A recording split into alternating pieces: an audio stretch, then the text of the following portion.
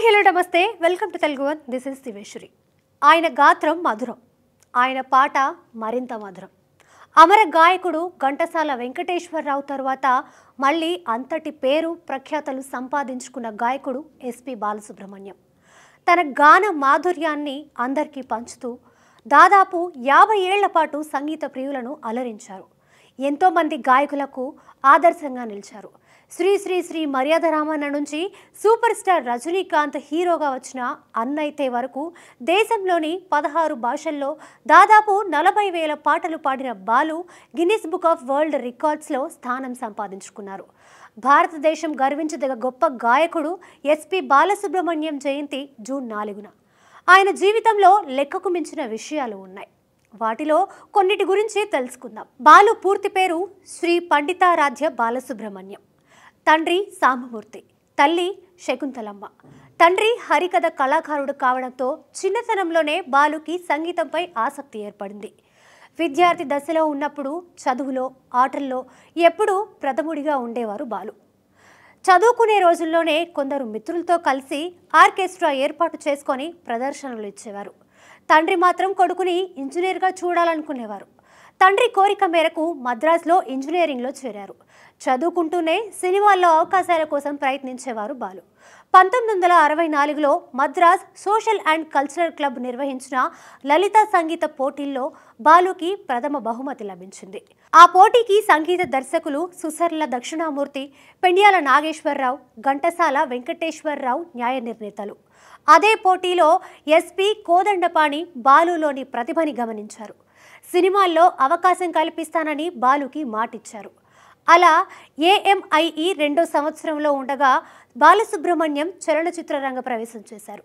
1966లో నటుడు, నిర్మాత అయిన పద్మనాభం నిర్మించిన శ్రీ శ్రీ శ్రీ మర్యాద రామన్న చిత్రంతో సినీ గాయకుడిగా కెరీర్ని ప్రారంభించారు బాలు. ఏమి ఈ వింత మోహం అనే పల్లవి గల ఈ పాటను ఆయన పి సుశీల, కళ్యాణం రఘురామయ్య, పిబి శ్రీనివాస్లతో కలిసి పాడారు. మొదటి పాటను ఇచ్చి ప్రోత్సహించిన కోదండపాణి ఆ తర్వాత ఎన్నో సినిమాలకి బాలుని రికమెండ్ చేసి గట్టి పునాది వేశారు.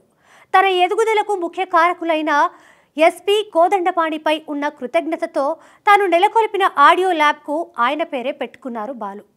ఎవరి దగ్గర సంగీతం నేర్చుకోనప్పటికీ ఎలాంటి కఠినమైన పాటనైనా అవలీలగా పాడగలిగే అంత ప్రతిభ బాలులో ఉండేది. రాగ తాళాలపై పట్టు, అసాధారణ సంగీత పరిజ్ఞానం వల్ల ఒక్కసారి ట్యూన్ వింటే చాలు దాన్ని యథాతథంగా పాడేవారు.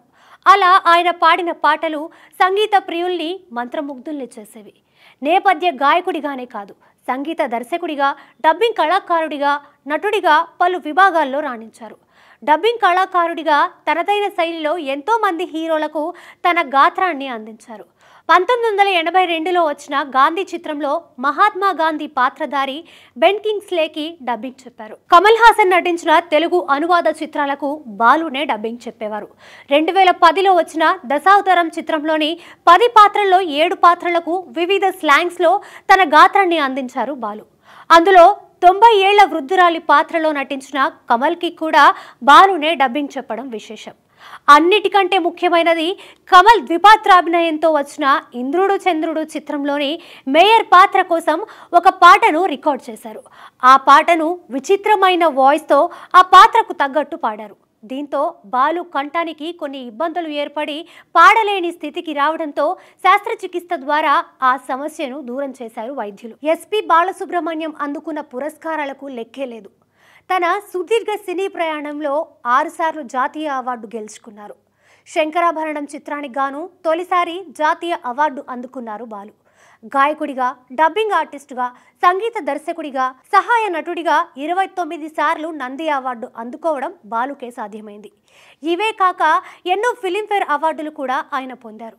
దేశంలోని సంగీత ప్రియులను తన గాన మాధుర్యంతో అలరించిన ఎస్పి బాలసుబ్రహ్మణ్యం జయంతి సందర్భంగా ఆ గాన గంధర్వుడికి నివాళులు అర్పిస్తోంది తెలుగు వన్.